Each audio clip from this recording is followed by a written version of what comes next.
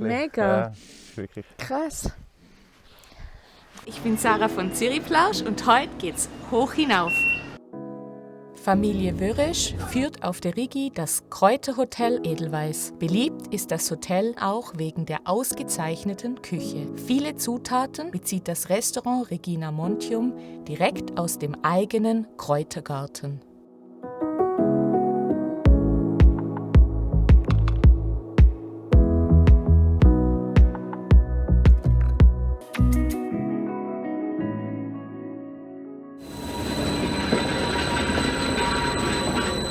Naja, die Aussicht lässt noch auf sich warten.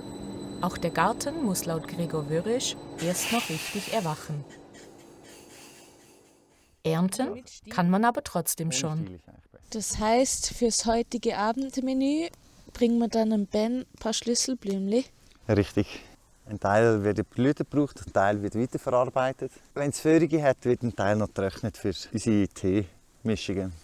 Einen Garten in dieser Lage zu bewirtschaften, bringt einige Herausforderungen mit sich. Auf 1550 Meter ist natürlich die Vegetationsperiode recht kurz. Es kann im Mai noch mal späten Frost geben und es kann auch schon wieder, wenn wir Pech haben, Mitte September den ersten Schneefall geben.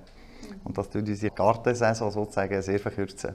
Trotzdem findet man in Gregors Garten mittlerweile über 600 verschiedene Pflanzen, darunter 450 Kräuterarten.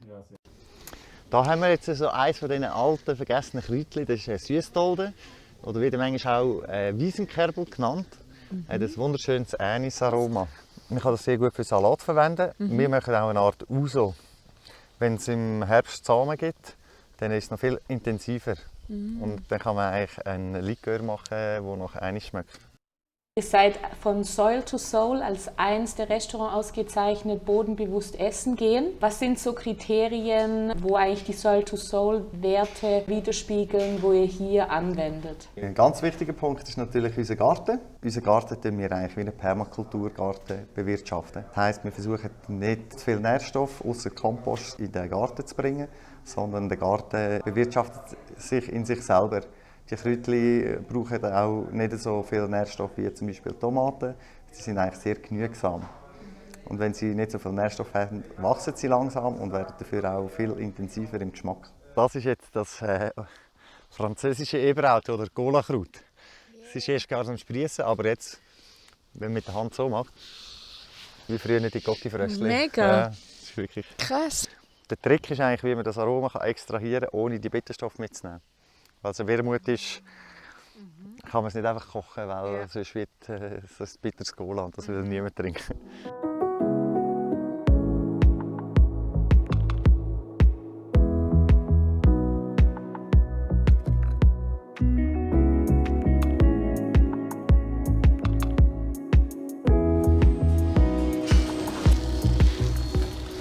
Hey, hey! Hoi. Dankeschön. Ja, was haben wir für dich gepflückt? Schöne Schlüsselblümchen. Damit machen wir doch was Schönes heute Abend. Ne? Das Thema Nachhaltigkeit wird im Hotel Edelweiss umfassend gelebt. Die Tische sind zum Beispiel aus alten Weinfässern gefertigt, die Sitzkissen aus ausgedienten Armeedecken. Fleisch haben wir ausschließlich von Tieren, die auf der Rigi leben. Und die Tiere fressen eigentlich nur das Rigigras. Das heisst, sie werden auch nicht zugefüttert mit Heu oder noch schlimmer mit Soja oder anderen Produkten, sondern die essen wirklich nur das, was auf der Rigi wächst. Und auch beim Gemüse schauen wir, dass wir möglichst lokale Produkte haben und alles aus biologischer Landwirtschaft erzeugt wird. Ja. Das Konzept umfasst zum Beispiel auch das Wohl der Mitarbeitenden. Hier oben wohnt ein Großteil des Teams in einer WG. Schon nur aus praktischen Gründen.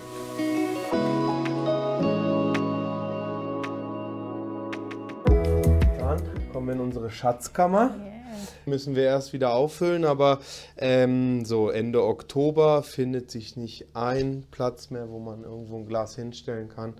Weil davon leben wir halt den ganzen Winter über auch, wo wir eben mit unseren schönen Winterprodukten und Rohstoffen arbeiten, aber immer mit Grüßen aus dem letzten Sommer kombiniert sind, ja, wo wir ganz viel einlegen und fermentieren.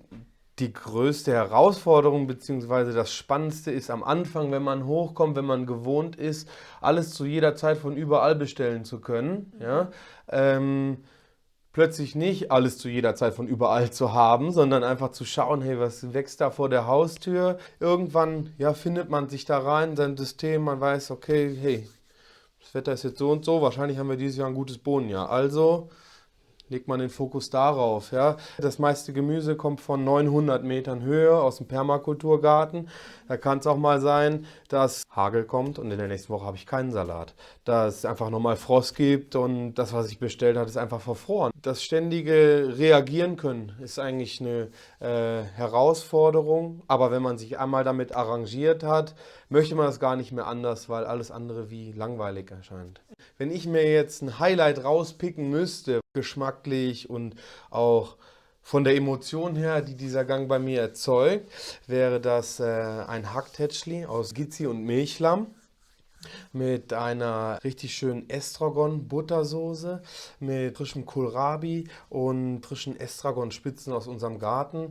Also einer von den 7 Estragon-Sorten, die wir haben, ist dann der französische Estragon. Was habt ihr gerade für Wildkräuter, wo ihr verarbeitet im Menü? Der Mai ist hier oben ganz besonders geprägt von den Wildkräutern, weil im Garten noch nicht ganz so viel wächst. Die Wildkräuter an sich sind häufig relativ bitter. Ja? Wenn man die aber gezielt in Szene setzt, beziehungsweise in Relation bringt innerhalb der Gerichte, kann man die sehr gut einsetzen und diese leichte Bitterkeit zieht sich halt wie ein roter Faden zusammen mit den Wildkräutern durchs ganze Menü.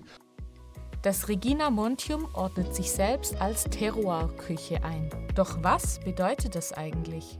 Das hat mit der Kultur zu tun, das hat mit in dem Sinne mit den Zubereitungsarten, mit den Produkten, die sowieso schon von jeher dort verwendet werden, mit der besonderen Wetterlage und so weiter und so fort. Und das spielt eben auch alles mit in die Küche rein. Vor allen Dingen die Kultur, weshalb wir auch das Fleisch und den Käse von der Rigi nehmen. Es würde wie keinen Sinn machen, hier oben ein reines vegetarisches oder veganes Restaurant zu machen. Zu dem Kulturraum, der mich hier umgibt, gehört der Käse, die Milch, zwangsläufig ja auch das Fleisch. Ich bekomme keinen Schafskäse oder keinen Ziegenkäse, wenn die Gizi und die Lämmer nicht geschlachtet werden. Ja? Und das spielt eben da rein, weil wir auch den Kulturraum hier erhalten wollen. Der Fokus auf die lokale und bodenbewusste Küche besteht noch nicht allzu lange und kommt nicht von ungefähr. Das hat eigentlich angefangen, nachdem wir das Regal aufgeräumt haben und gesehen haben, dass wir über ein Jahr lang einen Konfikessel von einem grossen Industriebetrieb in der Schweiz hinter dem Regal gefunden haben. Das ist ein Jahr geöffnet, dort rumgelegen und die Konfitüre war immer noch einwandfrei. Das heisst, die hat weder Schimmel gehabt noch sonst etwas. Wir haben uns dann schon gefragt, wie das überhaupt möglich ist.